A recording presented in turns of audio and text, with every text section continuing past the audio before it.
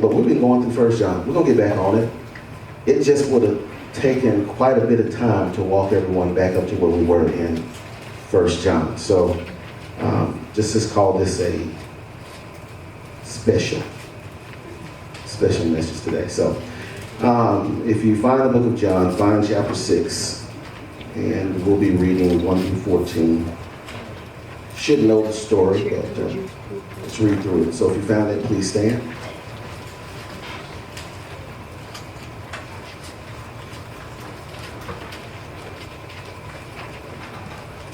I'll be reading from the New King James.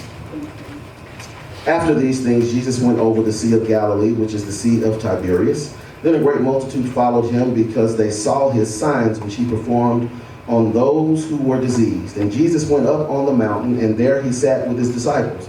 Now the Passover, a feast of the Jews, was near. Then Jesus lifted up his eyes, and seeing a great multitude coming toward him, he said to Philip, "Where shall we buy bread that these may eat?" But this he said to test him, for he himself knew what he would do. Philip answered him, 200 denarii worth of bread is not sufficient for them, that every one of them may have a little. One of his disciples, Andrew, Simon Peter's brother, said to him, "There is a lad here who has 5 barley loaves and 2 small fish, but what are they among so many?" Then Jesus said, "Make the people sit down." Now there was much grass in the place, so the men sat down, in number about 5,000. And Jesus took the loaves which he had given thanks, he distributed them to the disciples, and the disciples to those sitting down, and likewise of the fish, and as much as they wanted. So when they were filled, he said to his disciples, "Gather up the fragments that remain, so that nothing is lost." Therefore they gathered them up, and filled 12 baskets with the fragments of the barley loaves, which were left over by those who had eaten.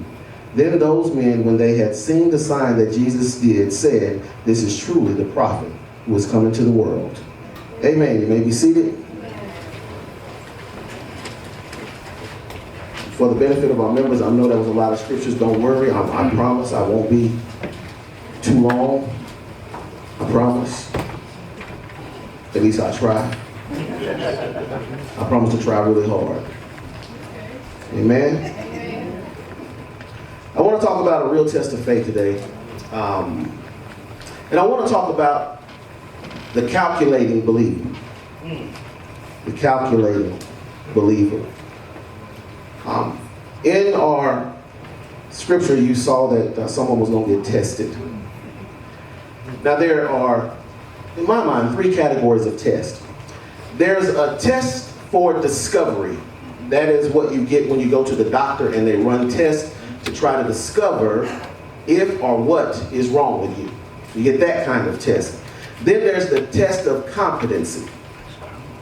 That's when you are tested in order, like to get a job, to see if you are competent enough to do the job.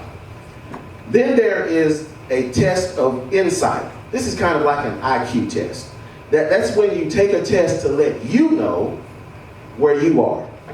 So when it comes to test of faith, it's always a test of insight. God already knows where your faith is. We struggle with understanding where our faith is.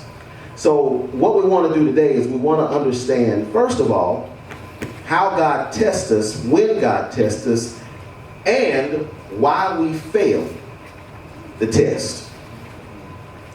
Now, if you haven't figured this out, just by your handout, I'll tell you. God tests his Christians, and here's the thing that's funny to me. We think tests are when we go through something. We got to struggle. Something comes against us, we get sick or something like that, and here's a test of faith. No, that's easy. Say, that ain't easy. That's easy. Let me tell you when your faith is tested. It's when God puts before you the opportunity to do a good work. That's when your faith actually gets tested. Because faith comes from hearing, and hearing the word of God, and the word of God tells us in Ephesians chapter 2, verse 10, that we were created in Christ Jesus unto good works that he has prepared beforehand that we should walk in them. This literally means that when you got saved, you were manufactured by Jesus, in order to do good works when you came out of the factory. Amen. So we're supposed to do good stuff, righteous things.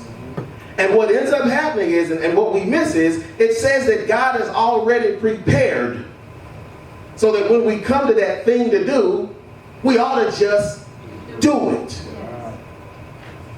What he does today is he shows us in a test why we struggle with doing this. In order to understand this, because I know a lot of you have probably heard the story, right?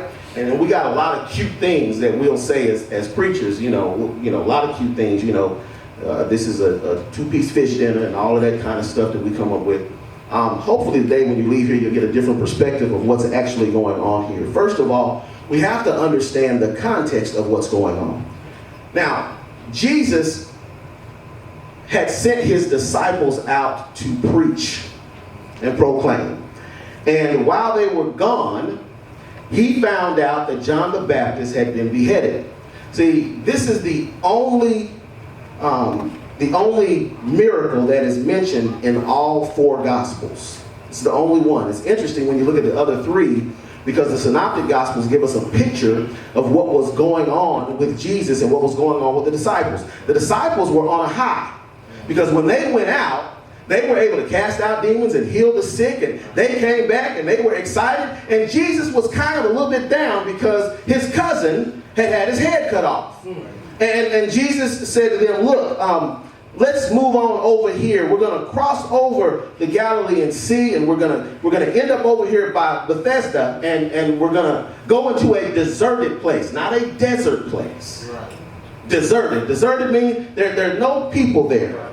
Now, prior to all of this, Jesus had run into a little trouble. He was down in Jerusalem, and he went to that place of the five porches and found a man that he healed, a lame man, and when he healed him, it was on the Sabbath. Right. Right. And the people had a problem with him healing on the Sabbath, so they decided they wanted to kill him. So then Jesus had the audacity to tell him, I'm the Son of God. Now, I do say this, I want you to catch this. If anyone, if you ever run into any of your Muslim friends that say Jesus never claimed to be God, yes, he did. Yes, he did. Right there, Jesus said, I am the Son of God. He didn't say, I'm the son of Abraham, Isaac, and Jacob like the rest of them. He said, I am the Son of God. And for them, that meant if you're the Son of God, you have made yourself equal to God. And they said, yeah, it's time to kill you. So Jesus left out of Jerusalem and went up north to Galilee. Now, along the way, he's healing people. And he's going through a lot of different cities doing a lot of healing. Then he gets up all the way up into Galilee, where he's headquartered his ministry in his second year up in Capernaum. And it's up there that he finds out about John the Baptist. All right, so that's what's going on. And that helps us to understand what's actually being said when we get into the first verse. After these things, everything that I just told you, Jesus went over the Sea of Galilee, which is the Sea of Tiberias. It's actually a lake. Then a great multitude followed him because they saw the signs which he performed on those who were diseased. And Jesus went up on the mountain, and there he sat with his disciples. Now, point number one. People seek after Jesus, not his disciples. Let me explain to you why that's important. When you do a good work, they're not coming to you for the work that you do. They're seeking Jesus. The reason this is important is because when we look at the other Gospels, we find something out. When Jesus got over the Sea of Galilee and got up there by Bethesda, see, the crowds had been following him all the way up from Jerusalem. They had headed all the way up there. They heard where he was going to be. And actually, when he got off of the boat, guess what? They were waiting on him. So what he ended up doing, when you read some of the other Gospels, you find out he began to teach and to heal. And he did that for quite some time. Then him and his disciples went off by themselves. And what we find out is that the disciples looked at Jesus and looked at the people and said, it's evening time. They're hungry. Send them away so they can eat. I want y'all to catch that. They literally told Jesus, send them away. They didn't come to see you, Mr. Disciple. They came to see Jesus. It's not your right to tell somebody that's come to see Jesus they need to get away. Now, there's a couple of ways we do that. See, Jesus will put before us a good work because somebody is seeking him and will pass by the good work, in essence saying, go away. We are go away type of people. If it's inconvenient for me, go away. Leave me alone. I'm guilty of it. I know y'all aren't. Y'all look real righteous to me. Y'all look like the kind of people that if God put somebody before you that was in need of something, you would see to that need on the spot in a hurry, no matter what's going on. Like they used to say, quicken in a hurry. No, I'm one of them go away people. I've been there. I can identify with this and with what's going on. So all these people came from these different cities all around. Chorazin, Capernaum, Magdala, Cana, Tiberias. They all came from all of these cities all around. And they're all gathered together. And the disciples are sitting there going, they hungry, we hungry. Jesus sent them away. People seek after Jesus, not his disciples. And that is why he sat with his disciples. And it's here that he changes the narrative. So when you get to verse 4, don't miss verse 4. It's important because it will explain to you why there were so many people. Now the Passover, a feast of the Jews, was near. It's important to understand this. This is not put here for no reason at all. If the Passover is near, that means that the entire Jewish nation that can is about to make its way to Jerusalem. This is literally right around April. April 14th would have been the day that they had the Passover. And so this is probably early April. It's about where he is. It's a good 40 to 60 miles to get to Jerusalem. That's about a 2-week journey. So this is right around April the 1st. April Fool's Day. They had all showed up because first they followed it from Jerusalem up all of these towns, and then everybody up north is on their way, starting to migrate back down to Jerusalem to go to the Passover. So that's why you have so many people gathered. And you know how people are. If they see a miracle, they run and tell miracles. Look, man, this dude is coming down through here and he's healing people. Oh, I'm sick. My cousin's sick, brother's sick, a lot of sick folks. Let's go find him. So all of these people showed up and Jesus has done all of this healing. Now what you got to be careful of too is, if you'll notice, back up in verse number 2, it said that they had a purpose for finding him, and that's what I just said. They were looking for a miracle. Now, I'm going to say this, don't get mad at me, but if you're looking for a miracle and that's why you came to Jesus, you came for the wrong reason. Amen.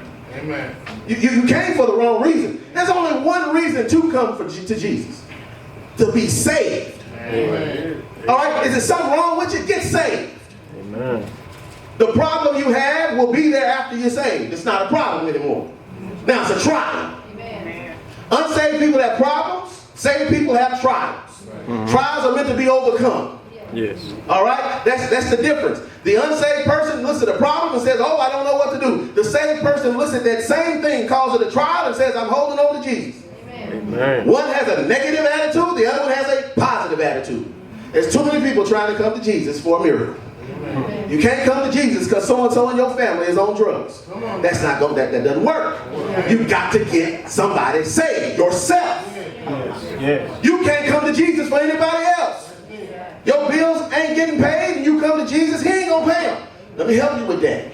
Come on. When you get saved, truly saved, the bills are still there. The difference now is you might become a good steward. Okay.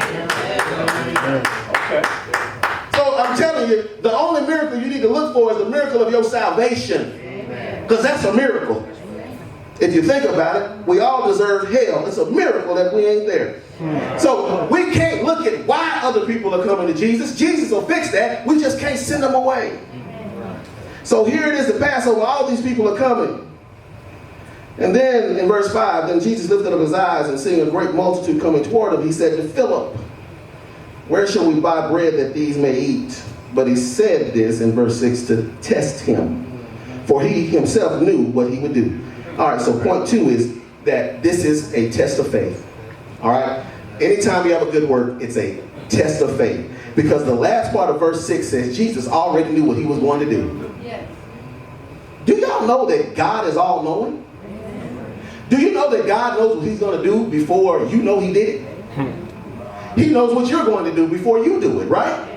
So then if he's testing, he ain't testing to see where you are. He's testing you so that you can see where you are. All right? So now, if you got all of these people coming for the Passover, then there got to be a whole lot of folks. The Bible talks about 5,000. Pin that in your brain for a second. Because it said 5,000 men. Teacher. Let me ask you a question. Have you ever had someone come in from out of town and ask you, where's some good barbecue? Where's a good steak place? Where in Dallas can I get something, good to eat? You ever had that happen? Right? You've had that happen, and then you start, why are they asking you? Because you what? Live here. Right? Most of y'all don't know where no place good to eat is anyway, but they ask you. Because the best places are hole-in-the-wall places don't nobody know about. But they ask you, right? And then you get nervous about telling them where they might go, and you start telling them to go to one of the chains. But they ask. And they ask you because you live here. The question that came up, why did he ask Philip? Why was he testing Philip? The reason he was testing Philip because Philip was from Bethesda. This was his location. This was his home. He knew. But I want you to catch what Jesus said. Jesus said, where shall we buy bread that they may eat? Remember the question. The question is where? Why is he asking this question? Well, it's interesting.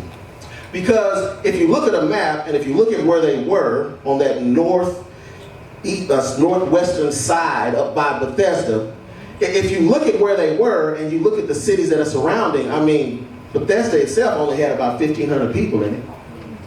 Capernaum was bigger, might have had 15,000. You could have looked down to Tiberias. Maybe Tiberias had about 10, 12,000 people, maybe. But these people had left those cities. His question is, where can they go? Now, the reason he's saying, where can they go? He thought Philip would have figured it out. Ain't no place you can send all these people. Ain't no, I said it was 5,000 men. Women and children were also there. As a matter of fact, most scholars, when they look at this, when you consider the number of people that would have been married, the fact that they were all going to be heading down to Jerusalem, so they would have been taking their whole families, you end up with anywhere from 10,000 to 14,000 people. Jesus' question is, where are you going to send 10 to 14,000 people to eat in these little towns? Because we're out in the middle of nowhere. That was the test. And he said this to test him. Test what? His faith. Because Philip should have said, oh Lord, ain't no place to go. But if you say feed them, they ain't going to get fed. So Philip gives an answer. Look in verse 7.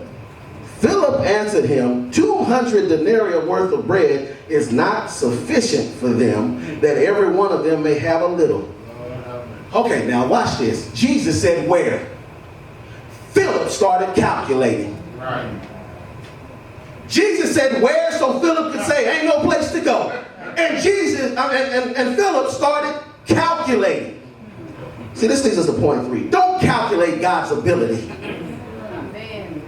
You can't calculate God's ability. Remember, he has prepared beforehand.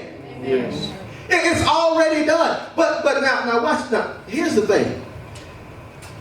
You got to understand what's really going on with Philip and then with Andrew. There were 2 boys. To give you an illustration of what's going on, there were 2 boys. They were friends. They were playing, and they decided that they were going to go skinny dipping. People used to do that a long time ago. So these 2 boys, one of them name was Lie, the other one name was Truth. They got into the water, they took all their clothes off, and they started playing this game called Marco Polo. Now, y'all know that game? One says Marco, the other one says Polo. Y'all know the game, all right. So when it was Truth's turn to holler out Marco, and Lie was supposed to say Polo so that Truth could go to Lie and find him, well, he said Marco Polo, Yeah, he's over there. He's got his eyes closed. He started moving. He said, Marco. He said, Polo. And then he realized, he said, Lie done moved. He's over here. I got you. I got you. He said, Marco. Didn't hear nothing. He said, Marco. Marco. He said, what is Lot doing? He opened up his eyes. He looked. Lot was gone. So truth, okay, I see how it is. He's going to play these games. He got out the water, walked to go get his clothes, and noticed his clothes were gone. So truth walked into town naked. And of course, people saw him and began to follow him. Why is this boy walking down the street naked? And he went to Lie's house and he banged on the door. And Lie came to the door wearing his clothes. Oh, wow. Truth looked at Lie and said, why you got my clothes on? Why did you leave me out there? What are you doing? And Lie said, I don't have on your clothes. These are mine. Truth said, those are my clothes that you're wearing. Why did you do it? And Lie said, I'm telling you, these are mine. And all the people watching were sitting there and they had a dilemma. Should they believe the naked truth? Or should they believe a lie in truth's clothing? When we run into a good word, we start to lie to ourselves by using some truth. That's what happens when you begin to calculate. Because Philip is a mathematical genius. Because what he says here is the truth. He says 200 denarii worth of bread is not sufficient for them. So let me tell you what he did. Philip said, now where he gets the number 200, we think is probably because there had been a report coming from Judas that had indicated that they had 200 denarii in the sack. That's what they had in the budget. So he starts to calculate. Jesus says, where can they go? He's like, hold on, it ain't about where. It's about whether or not we can buy. So I know we got 200 denarii. That ain't enough. Because he did this in his brain. He said, see, a denarii, that's a day's wage. And a day's wage could feed a family of 5 twice in a day. So he started multiplying. And when he got through multiplying, he came up with, that'll feed about 2,000 people. It ain't enough.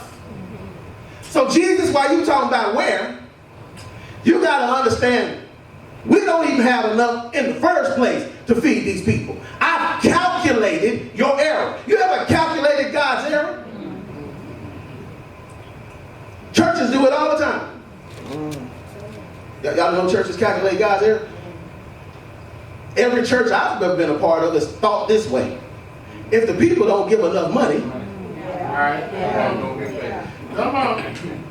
You ever heard, we can't pay the lights. You ever heard that? If the people, and then when I read the word says this: everyone that gives should give cheerfully. Amen. It says you can't coerce them. You can't make them give. You shouldn't guilt them into giving. They should be able to give cheerfully. And if they give cheerfully, the word says that God will multiply what was given for the work that it was needed. I have a lot of pastors that get upset with me because I've been on the radio and I've said this. I've had them literally call me, go to the radio station, call the radio station, get my number, call me and say, hey man, look, do you even ask for money in your church? I'm like, we have an offering period. But we don't have no fish dinners. We ain't selling no chicken. We don't have no fundraisers. Well, how do you get money? What you mean, how we get money? We have an offering period. Well, what do you tell the people to give? Whatever they feel like. You ain't gonna get nothing. It ain't about what we get, it's about what God does with what we get. Amen. Well, we ain't never had a financial problem in this church. Not one in 13 years. Amen. Not one. Not one. And the thing is, that's a test of faith because we're supposed to be about good works. So if God says we'll walk in them, then he's giving us the resource. I told the church, if y'all stop giving and the church close up, guess what? We threw in the good work. Amen. That's God's way of saying, that's it. Amen. Sometimes I think churches stay open for nothing. Don't y'all run back and tell your church I said that. I don't want to hear from your pastor. I don't want to hear it. So Philip then, he makes a logical calculation. Isn't that strange? We get real logical with God. And our logic is flawed. Because we start to calculate with infinity. I learned this in school, probably around the 8th grade math. I'm decent at math. I'm pretty decent at math. I can still help my daughter with her math. But I'll never forget, my instructor way back, Greenville Junior High School, I'm sitting there and it's like, well, if you divide anything by 1, it's that number. Kevin, what if you divide by 0? Well, that means it can go into that number an infinite number of times. What is infinite? It doesn't stop. It keeps on going. You can't calculate with that. And I'll never forget this. I said, what do you mean you can't calculate with that? Pulled out a calculator, divided 15 by 0, and the calculator said error. When you start calculating and infinity is involved, you come up with an error. You can't calculate what God is going to do. If God says do it, your faith ought to say, he said it, I gotta go do it. But see, then you got the other calculating brother here. Andrew, look at verse 8. One of the disciples, Andrew, Simon Peter's brother, said to him, there is a lad here who has 5 barley loaves and 2 small fish, but what are they among so many? This is that practical calculation. You don't get it, do you, Jesus? Let me show you what we're faced with. You ever done that? Let me show you what you're faced with. You don't understand, Lord. You're asking me to do something, but let me show you what I got. I don't know enough Bible to go talk to people. I barely read Genesis 1:3. I think I dabbled in Matthew one day. I don't halfway listen to the preacher because I'm asleep. Watch everybody wake up. You know I won't go to Bible study. I don't know all that stuff. And you talk about go out and tell somebody about you. I'm practically telling you I'm insufficient. I can't do it. Look, when you have an unlimited God, stop using your limited perspective on him. He is not human. He is divine. He is above. We are below. He is all in all. You a piece of it. And all a piece needs is what they all has in order to do what the piece needs to do. And if you look at it from that perspective, you'll be able to handle whatever God puts before you. Because you ought to be walking in there anyway talking about, well, you prepared it. It's the funny thing. You know what he never said? I prepared you. He said, I prepared it. Which tells you since you've been made to do it, you were already prepared. So Andrew here comes up with this lad. Now, traditionally, we always say this lad shared his lunch. When you read this in the Greek, what you find out, the word lad here, although it does mean a small child, the context that it's used in, this is probably referring to a servant or a slave. Now, the key to that is what he had. He had 5 barley loaves. Barley loaves were peasant bread. Little black pieces of bread. They're about this big. They were the lowest of the low on the bread. And it says 2 small fish. In the Greek it says 2 fish. 2 fish literally means that it was a relish. That's what these peasants ate. So a relish, they boiled the fish, scorched it all up, made some relish, and then that they would put on the bread, and that's what they would eat. Now, because this lad, if he were with a family, his daddy would have said, boy, sit down, that's our lunch that you buy. We peasants, we ain't got time for you to go share anything. The boy was selling his food. Now, y'all go back and check commentaries, do whatever. I'm telling you, most likely, he was selling his food. And see, Andrew, in all of his genius work here, what you got to understand, because see, he was from Bethesda too. Andrew heard the question, and Andrew's gonna, look, what, you got something to sell? Let me explain it to Jesus this way. See, we ain't got enough money, and you the only one out here selling.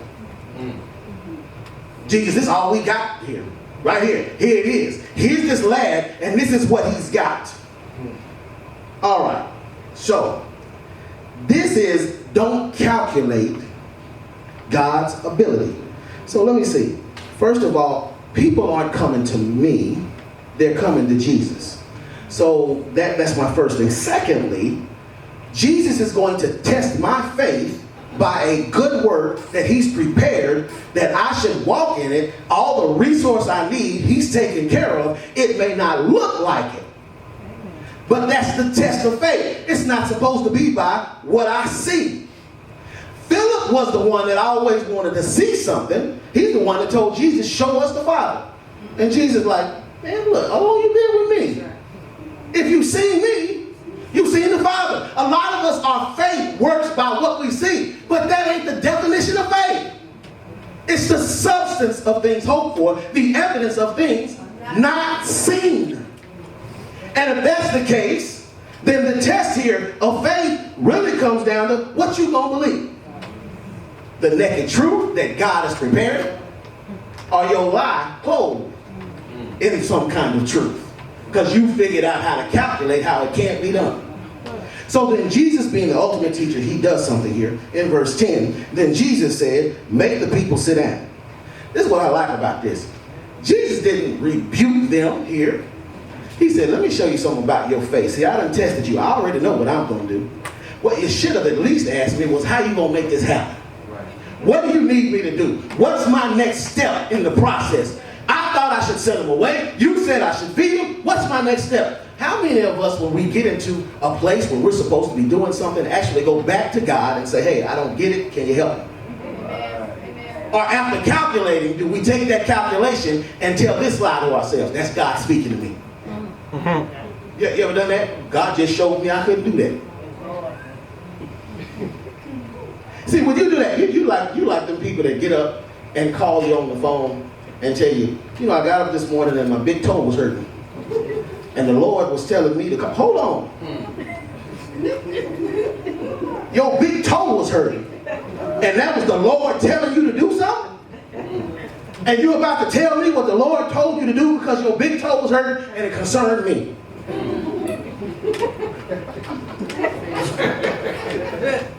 Your toe was hurting because you got diabetes. And the nerve shot up through there and hit you. I know y'all saying, man, what is wrong? Look, I'm a big proponent of it. If God wants to talk to me, he'll speak and I'll know. Amen. And I'm not saying he can't speak through you, but I'll know.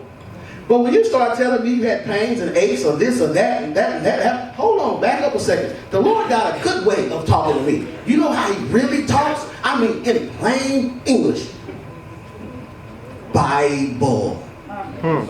His Bible will tell me everything I need to know. If you tell me anything and I can't find it in the Bible, Jesus said, sit down. Now, what he's doing is he's organizing them. Jesus is showing them that if I prepared it, I will organize it. But notice this. Jesus didn't say, it doesn't say here that Jesus told the people to sit down. What did he do? He told the disciples, make the people sit down. Now, I'm sure one of them, in my sanctified imagination, I know it's not in the text, but I'm sure, because if they were anything like me, one of them probably said, how are these people going to do what we say?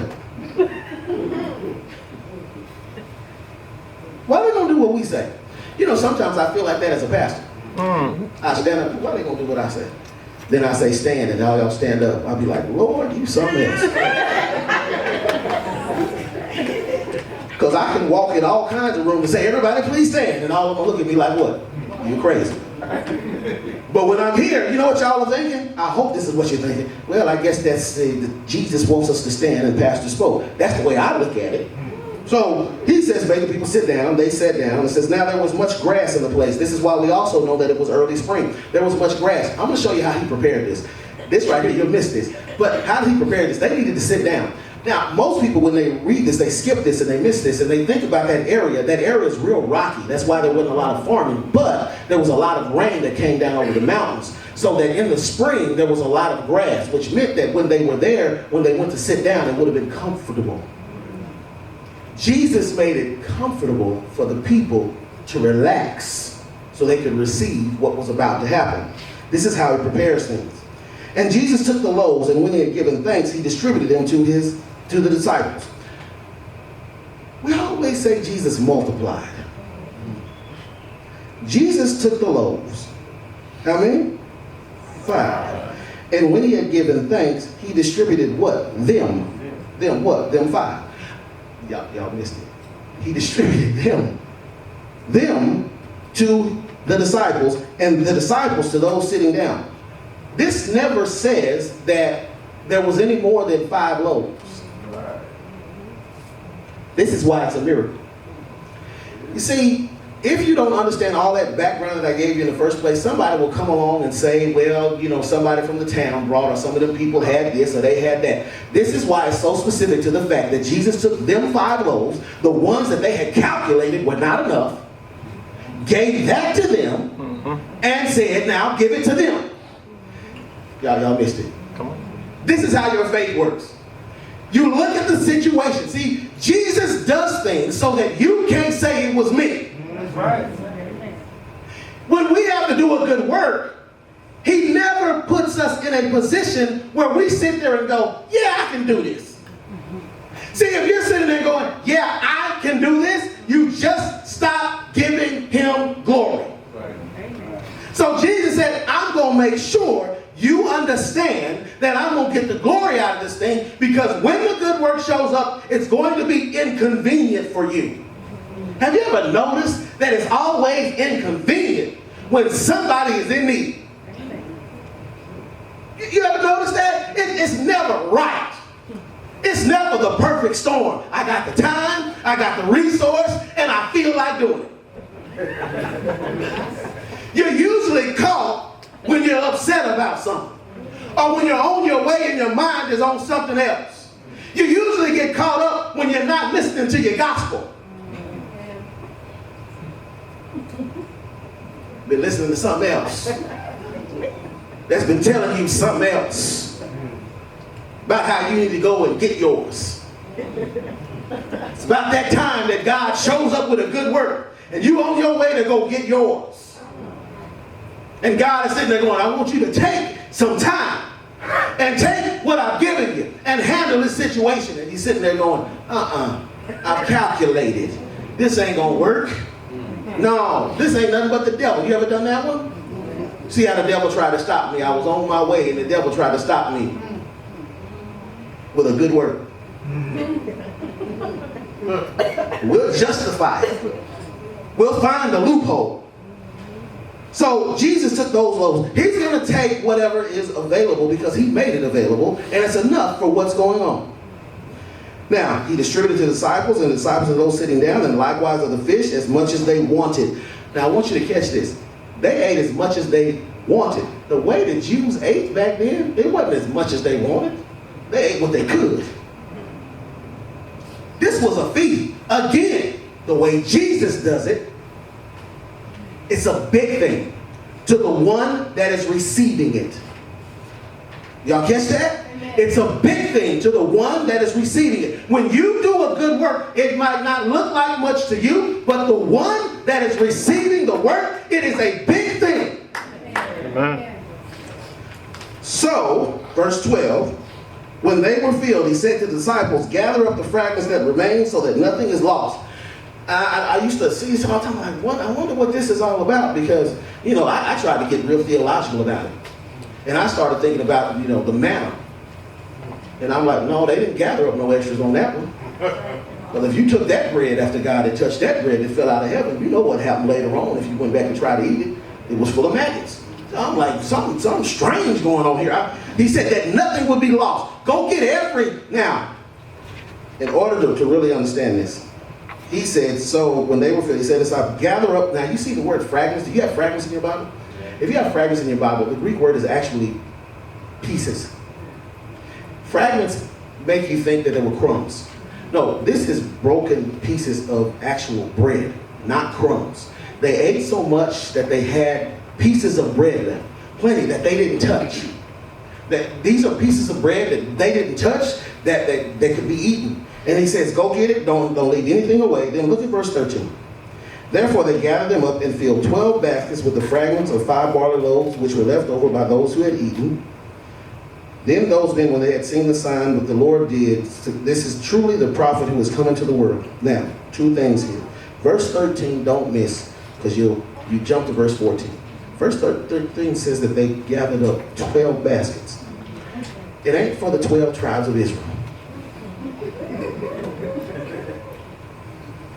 No. Remember, when the disciples looked at the people, the disciples said, send them away so they could eat. Because the disciples were hungry too. And Jesus said, no, you about to do a good work. And it's inconvenient because you hungry, but you finna feed them. And the disciples started calculating. We can't feed them. We don't have enough money. We ain't got nothing to feed them with. We can't even buy enough. We need to go eat. You ever done that? I'm hungry too.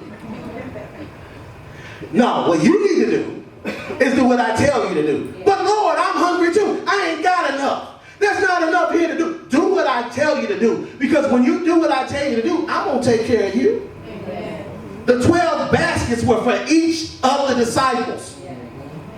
Real simple. When they obeyed God, God took care of them. This was Jesus' way of saying, seek ye first the kingdom of God and his righteousness, and all these other things shall be added unto you. When you put me first, I got you on the backside. Amen. But your faith ought to have you look to me first, do what I tell you to do, and while they got full, I'm going to give you a basket full. Amen. While they got a meal, you're going to have several meals. Amen. Y'all catch that? Yeah. See, what we tend to do, we say it's inconvenient. I don't have the time. I don't have the resource. But if you'll stop and do what God wants you to do, on the back end of it, you will find you have more than you need. Yeah. You will find that what you had to give up wasn't nothing. You will find also that when you give it up, God will give you what you need in order to sustain yourself. Amen. You don't actually sacrifice. Amen. Amen. What, did y'all hear what I just said? Because a lot of people think, I'm sacrificing. You can't sacrifice. God is actually going to replenish and give you more than you need. Amen. Yes. You say, man, what am I supposed to do with it? Well, the next good work is coming. Yes. Yes. He's always going to take care of you. You can't sacrifice. See, sacrifice means you lost it. Amen. It's gone. God is always going to take care of you. Now watch, in the end, who got the glory? The disciples. Jesus got the glory. Because they're sitting here and they're going, man, this must be the prophet. It's all in capitals too. In other words, this must be that one that was said to come. When Moses said another prophet is coming like me, this must be that one. When you do what God wants you to do, you don't get the glory. God gets the glory and you walk away with the goodies. God is too good for us to pass by all of the good works that he has put before us. God bless you. Amen.